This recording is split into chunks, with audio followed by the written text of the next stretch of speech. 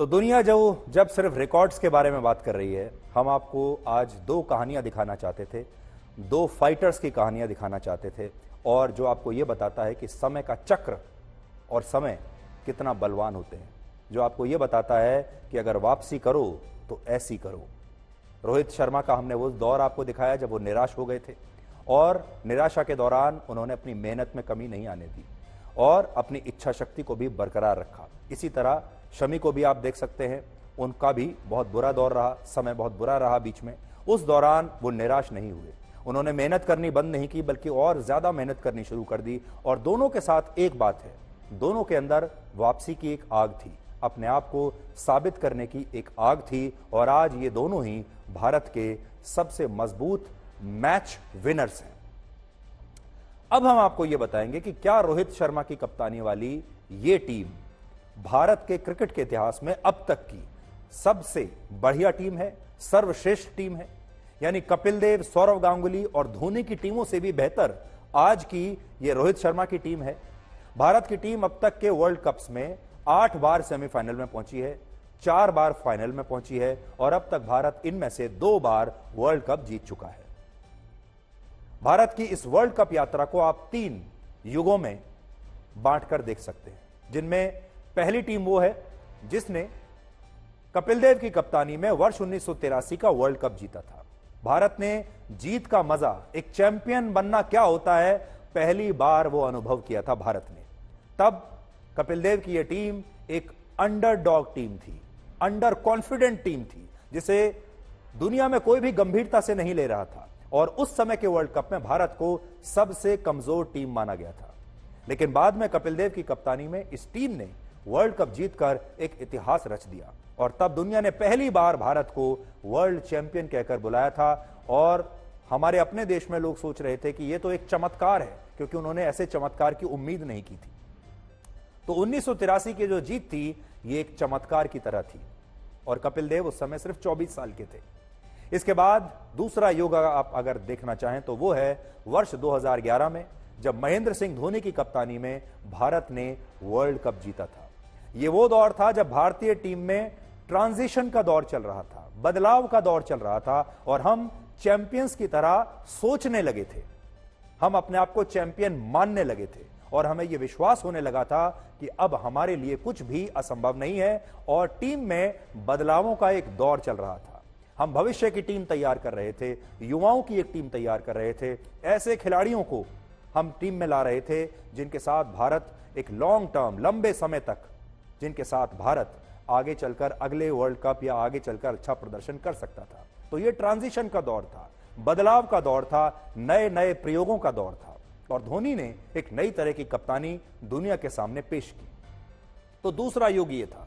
लेकिन आज उसके भी 12 साल बाद जब भारत की टीम रोहित शर्मा की कप्तानी में वर्ल्ड कप खेल रही है, तब हमारे लिए ट्रांजिशन का, प्रयोगों का यह दौर भी अब समाप्त हो चुका है। और अब भारत की टीम तमाम तरह के प्रयोग करने के बाद, ट्रांजिशंस के बाद, बदलावों के बाद स्थापित हो चुकी है, एस्टेब्लिश्ड हो चुकी है, और शायद ये अब तक की सर्वश्रेष्ठ टीम मानी जाएगी, क्योंकि अब सब बदलावों का दौर खत्म हो चुका है, सारे प्रयोगों का दौर खत्म हो चुका है, और तमाम मेहनत बदलावों, प्रयोगों के बाद, ट्रांजिशन के बाद जो एक सोने की जो टीम निकल कर आती है, वो ये टीम है।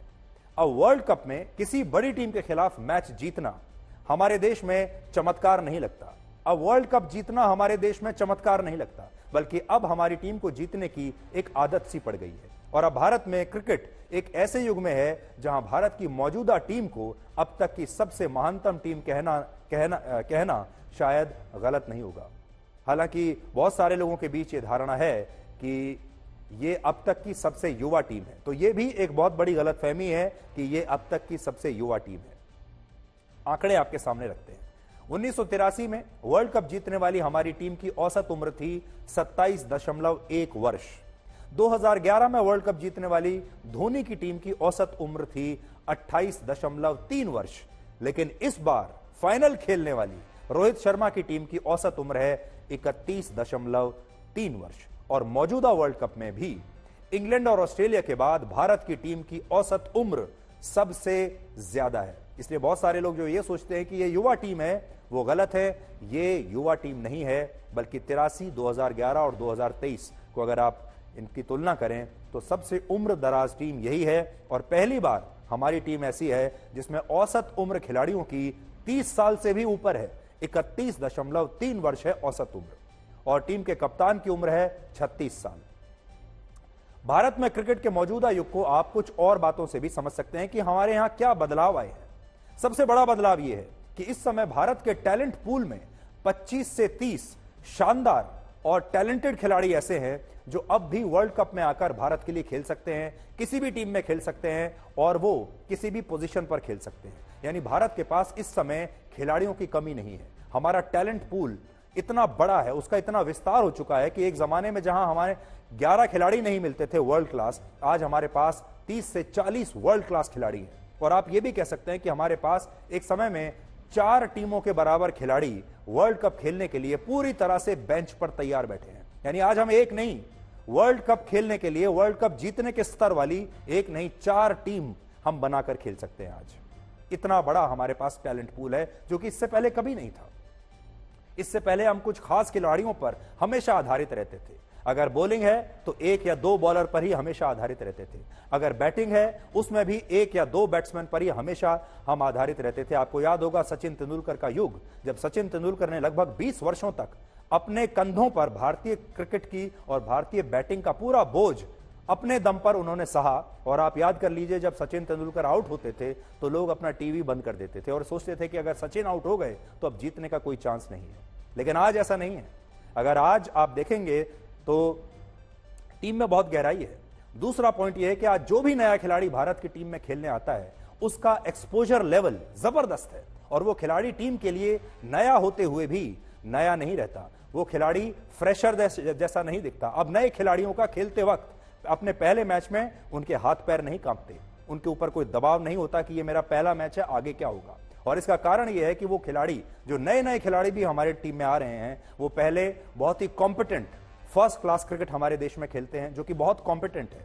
फर्स्ट क्लास क्रिकेट में निखरने के बाद ये खिलाड़ी आईपीएल खेलता है, तमाम अंतर्राष्ट्रीय खिलाड़ियों के साथ पहले ही खेल चुका होता है, और प्रेशर झेलने की आदत आईपीएल में सबसे पहले उसे पड़ जाती है, और तब वो भारतीय टीम में खेलने के लिए आता है। और नया होते हुए भी असल में वो नया नहीं, बहुत अनुभवी हो चुका होता है, क्योंकि उसका एक्सपोजर दुनिया के किसी भी और खिलाड़ी से कहीं ज्यादा है। तीसरा, भारत की मौजूदा टीम इसलिए भी अब तक की सबसे महानतम टीम है क्योंकि ये टीम 1 या 2 खिलाड़ियों पर निर्भर नहीं है। जैसा मैंने पहले आपको बताया, जब सचिन क्रिकेट खेलते थे तब देश के करोड़ों लोगों की उम्मीदों का ज्यादातर जो बोझ था वो उन पर ही होता था। इसी तरह की स्थिति उससे पहले युग में सुनील गावस्कर की थी। अगर बॉलिंग की बात करेंगे तो भी आपको ऐसा ही लगेगा। एक जमाने में कपिल देव हुआ करते थे, और उसके बाद भी हमारी टीम में कभी भी 2 शानदार गेंदबाज एक साथ नहीं रहे। लेकिन रोहित शर्मा की इस टीम में यह बोझ सभी खिलाड़ियों में बराबर बट गया है। यानी एक जमाने में जो बोझ 1 या 2 खिलाड़ी उठाते थे, आज वो बोझ जो है वो 11 खिलाड़ियों में बराबर बटा हुआ है। इसलिए कोई भी खिलाड़ी इस दबाव में, बोझ में दबा हुआ आपको नजर नहीं आता। इसलिए ये जो टीम है जब खेलती है तो आपको कभी यह नहीं लगता कि ये टीम डरी हुई है। इस टीम के हाथ पैर कांप रहे हैं, ये टीम दबाव में चरमरा रही है। जबकि आप ये देखेंगे कि ये टीम हमेशा शांत रहती है, और जैसे उसको पता होता है कि मैच में आगे क्या होने वाला है। चौथा पॉइंट ये कि पहले भारत को बल्लेबाजों की टीम माना जाता था, जिसमें हमारे पास बैटिंग में बहुत गहराई होती थी। लेकिन अब बैटिंग के साथ हमारी बॉलिंग में भी उतनी ही गहराई आ गई है, और यह पहली बार है।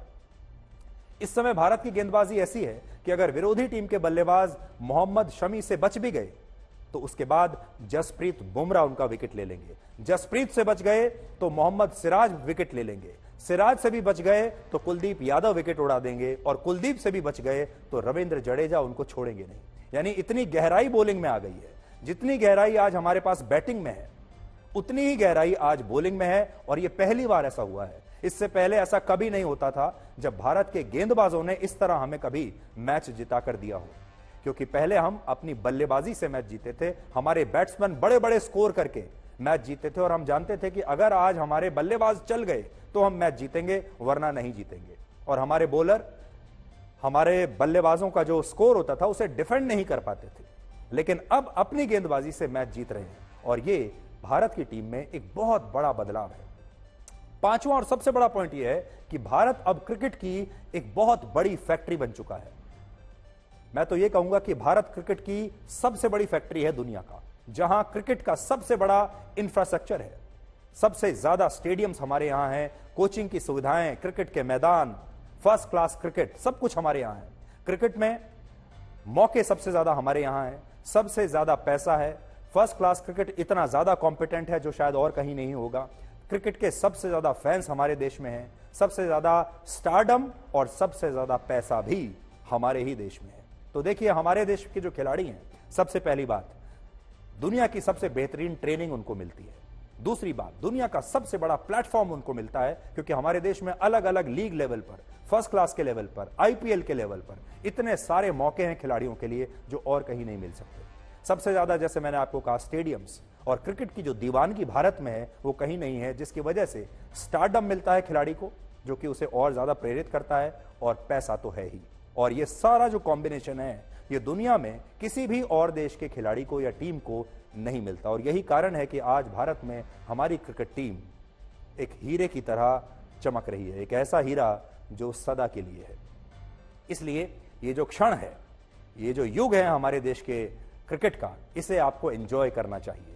और भाग्यशाली हैं वो लोग जो इस टीम को इस क्षण में और इस युग में इतना शानदार प्रदर्शन करते हुए देख पा रहे हैं। इसलिए जी भर के इस मैच को देखिए जो फाइनल का होने वाला है अहमदाबाद में, और आगे भी हम उम्मीद करते हैं कि अगले कुछ वर्षों तक, जब तक ये टीम इसी तरह से स्थापित रूप में है, तब तक ये टीम ऐसे ही और अच्छा परफॉर्मेंस देती रहेगी। और उसके बाद भी, जैसा हमने आपको कहा, कि हमारा टैलेंट पूल इतना बड़ा है कि अब हमें आगे आने वाले कई वर्षों तक सोचने की जरूरत नहीं है।